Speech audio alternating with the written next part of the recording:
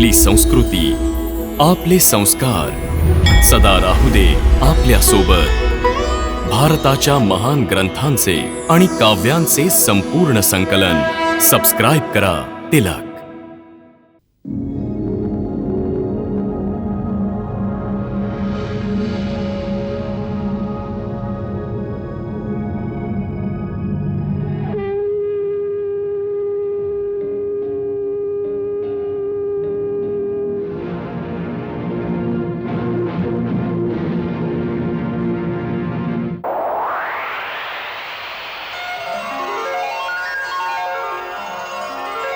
विक्रम बेटा विक्रम बेटा विक्रम बेटा विक्रम बेटा विक्रम और बेटा विक्रम और बेटा विक्रम और बेटा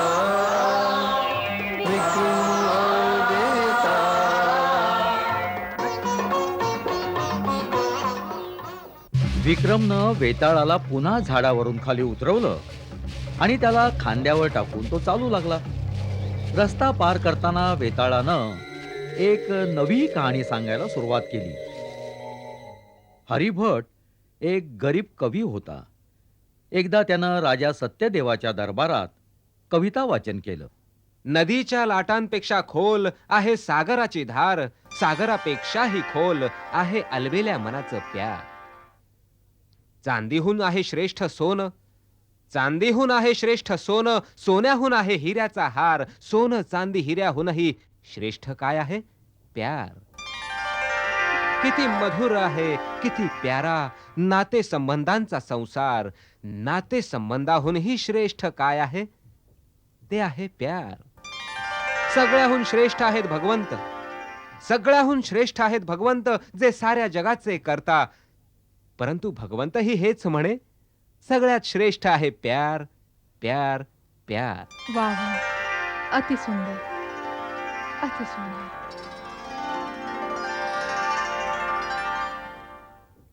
आपली कविता ऐकली, ऐकलं होतं.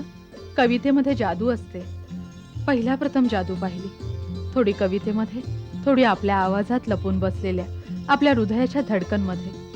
सांगा, माझे विचार ठीक आहेत की हे एक स्वप्न आहे आपल्या कवितेसारखं, जे आपल्या इतकीच मोहक आहे? कळत नाही आपण काय म्हणाल. आपण काहीही म्हणा, काहीही म्हणा.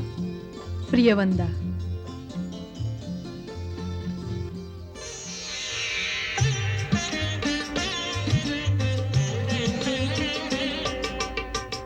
माझे तुझवर प्रेम जडले, तुझवर जडले प्रेम माझे.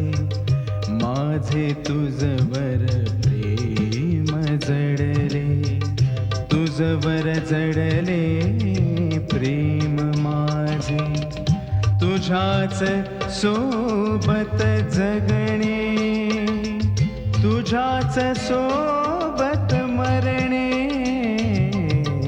माझे तुझवर प्रेम जडले, तुझवर जडले प्रेम.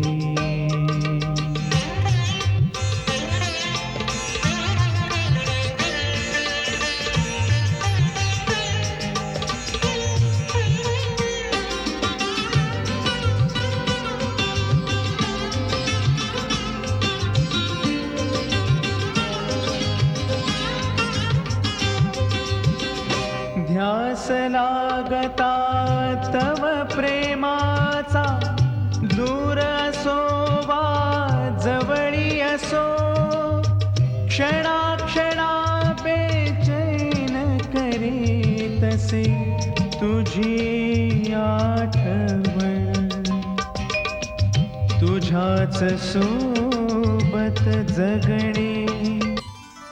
माझ्या प्रिया, माझ्या सजना, तुझ्या प्रेमाने तर मला इतकं वेडं केलंय की जितकी मीरा कृष्णाची वेडी होती. पास प्रत्येक श्वासाबरोबर तुझ्याच नावाचा जप सुरू आहे. भगवान करो आणि तो दिवस, ती वेळ लवकर येऊ. जेव्हा हा विरह संपून जाईल आणि आपण दोघं एकमेकाशी एकरूप होऊ, त्या सोनेरी क्षणाची तीव्रतेने प्रतीक्षा करणारी तुमची आपली, तुमची कल्पना, तुमची कविता प्रियंवदा. मी तर स्वतः त्या सोन्याच्या क्षणांची मोठ्या तीव्रतेने प्रतीक्षा करतो आहे प्रियंवदा. जेव्हा मी महाराजांचा जावई होऊन राजमहालात वास करून संसारातील त्या सर्व सुखाचा भोग घेऊ शकेन. आता तर या छोट्याशा झोपडीत राहून श्वास कोंडू लागलाय.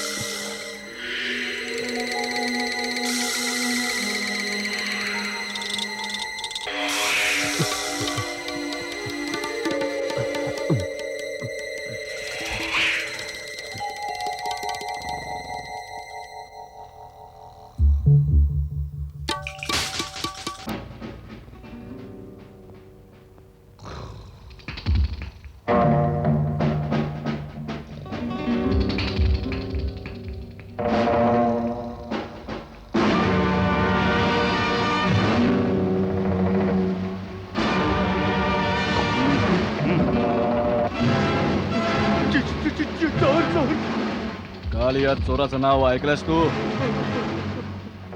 मी तोच आहे. चुपचाप तिजोरीतील सर्व संपत्ती माझ्याकडे दे, नाहीतर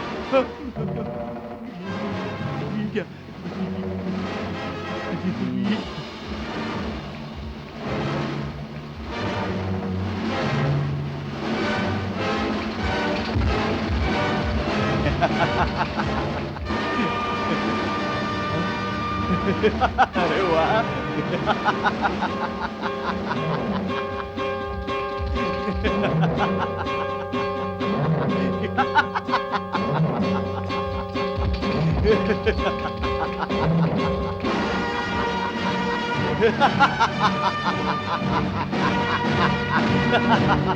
विक्रम बेटा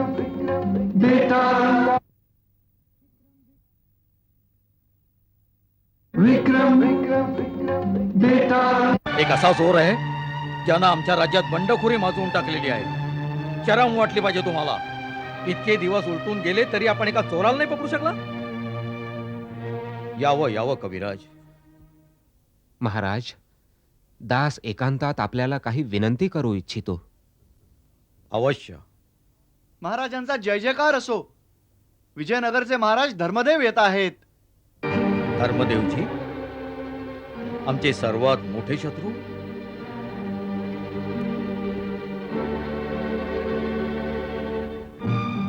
महाराज धर्मदेवजी, आपण होय राजन, आज आम्ही आपले मित्र बनून आलो आहोत, शत्रू बनून नाही.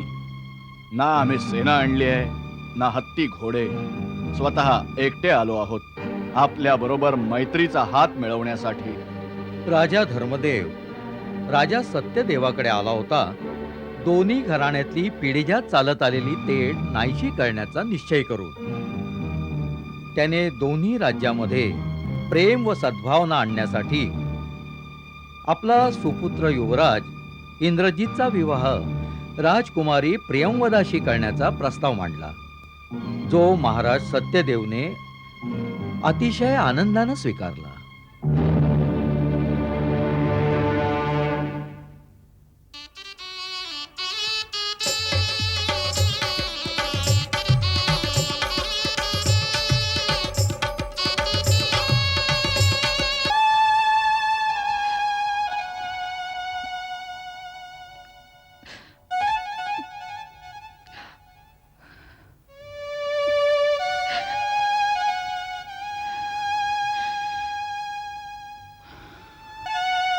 पिताश्री, काय बेटी? हे आपण काय केलं पिताश्री? माझ्या विवाहाचा निर्णय घेण्यापूर्वी मला विचारायचं तरी होतं. बेटी, हे तू काय सांगतेस? मी कुणा दुसऱ्यावर प्रेम करते पिताश्री. मी त्याच्याबरोबर विवाह करण्याची शपथ घेतलेली आहे. हा अन्याय आहे, अन्याय आहे पिताश्री. बेटी, तुझ्या खुशीसाठी मी माझं वचन तोडलं असतं, पण हे वचन मी माझ्या किंवा तुझ्या सुखासाठी नाही, प्रजेच्या हितासाठी दिलेलं आहे. आम्ही राजे आहोत पोरी, आणि तू राजकुमारी आहेस. आमच्याप्रमाणे तुझंही प्रजेच्या बाबतीत काही कर्तव्य नाही. राजाचा धर्म आहे प्रजेचं सुख.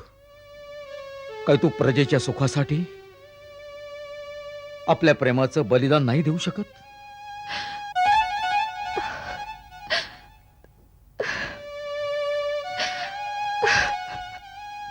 पिताश्री, पिताश्री, पिताश्री, मला माफ करा, मला माफ करा, मला माफ करा. मी आपल्या प्रेमापोटी माझ्या प्रेमाचं बलिदान देईन. हो पिताश्री. हे काय झालं? माझ्या साऱ्या आशा आकांक्षांवर वज्रपात झाला.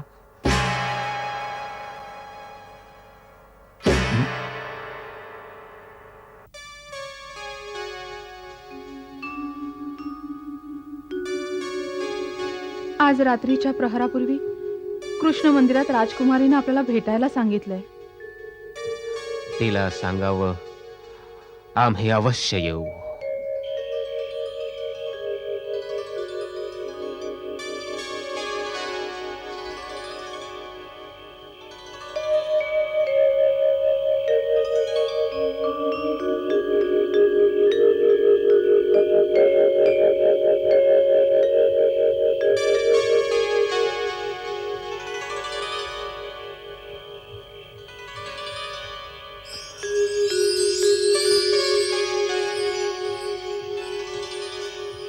हरिभट.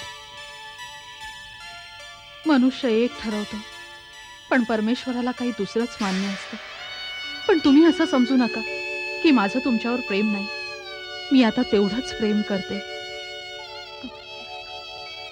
विजयनगर आणि मगध देश यांच्यात चालत आलेली दुश्मनी सर्व संपून जाईल.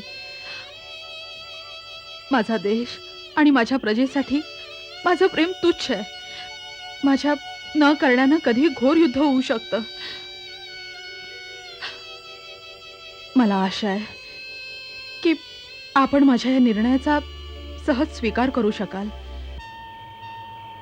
हो, पण एक अट आहे. उद्या याच वेळी तू आपले सर्व दागिने आणून मला द्यावे. नाहीतर तुझी ती सर्व प्रेमपत्र जी तू मला लिहिली होतीस, तुझ्या वरातीपूर्वी तुझा सासरा आणि पतीपर्यंत पोहोचतील.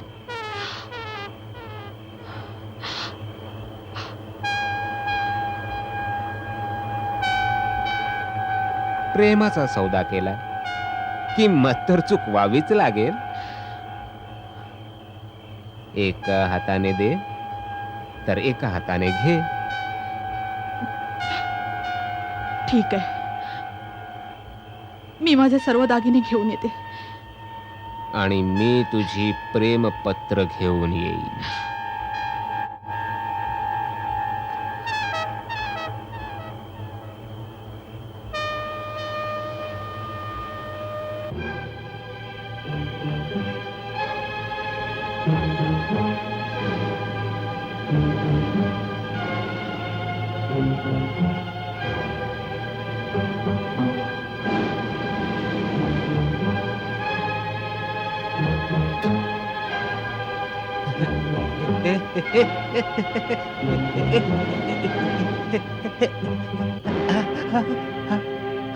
प्रेमाला व्यापार समजणाऱ्या विश्वासघातक्या, मी तुझी इच्छा पुरी नाही होऊ देणार.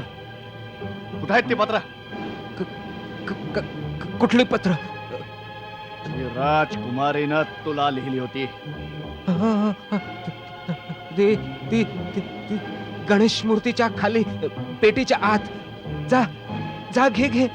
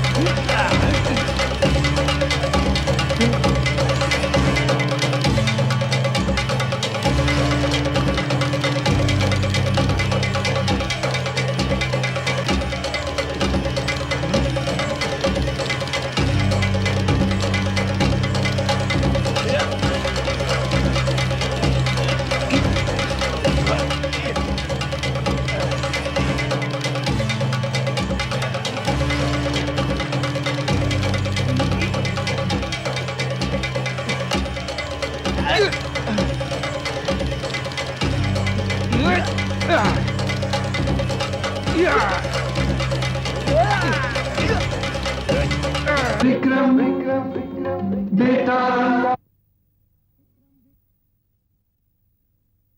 विक्रम बेटा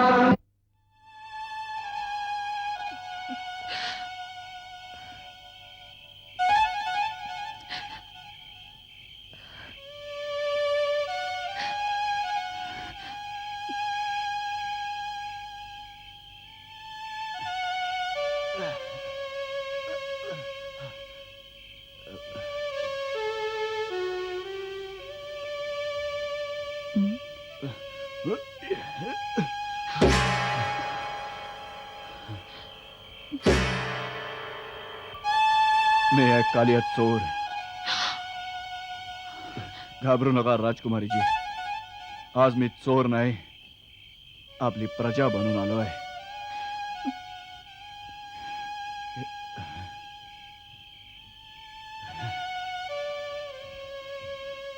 ही घ्या आपली ती सर्व पत्र जी आपण त्या दुष्टाला लिहिली होती.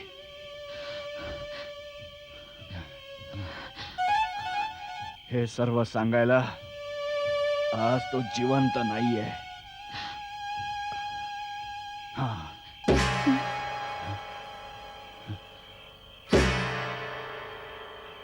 आपण लपून बसा. हाय कालिया, आमच्यापासून किती दिवस लपून राहशील?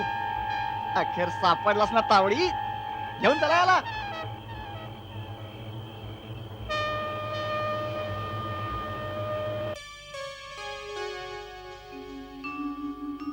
राजकुमारीच्या डोळ्यावर झोप कुठं होती? ती कालिया चोराच्या उपकारांना विसरू शकत नव्हती. तिने मनाशी निर्णय केला आणि पिताश्री, हे जीवन किती चमत्कारिक आहे. एक तो होता ज्याच्यावर मी प्रेम केलं, आणि तो चोर ज्याने माझी आबरू वाचवली. राजकन्या प्रियंवदानं महाराजांना सर्व खरी खरी हकीकत सांगितली की त्या कालिया चोरानं कशा तऱ्हेनं तिची आबरू वाचवली, या राजघराण्याची आबरू वाचवली. राजानं आपल्या मुलीला दिलासा दिला आणि सांगितलं, जो निर्णय सांगायचा असेल तो उद्या आम्ही दरबारात सांगू.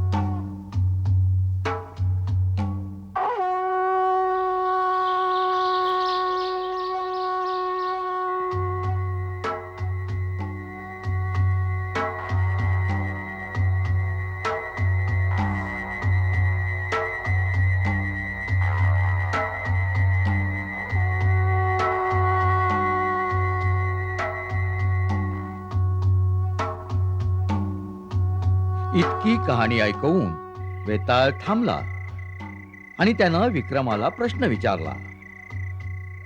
सांग विक्रम, ज्या चोरानं राजकुमारीची इज्जत वाचवली, राजघराण्याची इज्जत वाचवली, काय राजा सत्यदेव त्या चोराला क्षमा करील की शिक्षा देईल? चटकन सांग, नाही तर मी तुझ्या मस्तकाचे तुकडे तुकडे करून टाकीन. हा, यासाठीच राजा सत्यदेवजी घोर धर्मसंकटात पडले होते. सत्य आणि न्यायमार्गाने वाटचाल करणाऱ्या प्रत्येक राजाला आपल्या संतानाच्या प्रेमा ममतेपेक्षा जास्त महत्वाचं असतं प्रजेचं हित. एक पिता या नात्यानं तर राजानं कालिया चोराला माफ करायला हवं होतं. परंतु वेताळ, तो फक्त पिताच नाही तर राजाही आहे. राजाचा धर्म आहे चोराला राज्याच्या कायदा व्यवस्थेप्रमाणे जास्तीत जास्त शिक्षा देऊन न्यायाची स्थापना करणे. कालिया चोराने बऱ्याच चोऱ्या, लूटमार आणि खून केले होते.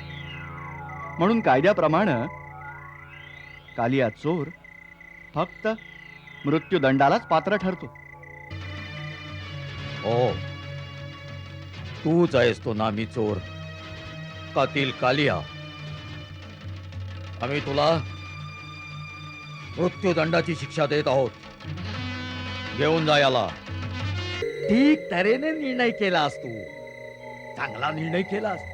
पण तुझी समस्या अशी आहे की तू निर्णय केलास की बोलणार, आणि माझी शर्त आहे की तू बोललास की मी जाणार. तू बोललास मी चाललो. वेताळ, मी तुला सोडणार नाही. मी तुला सोडणार नाही वेताळ.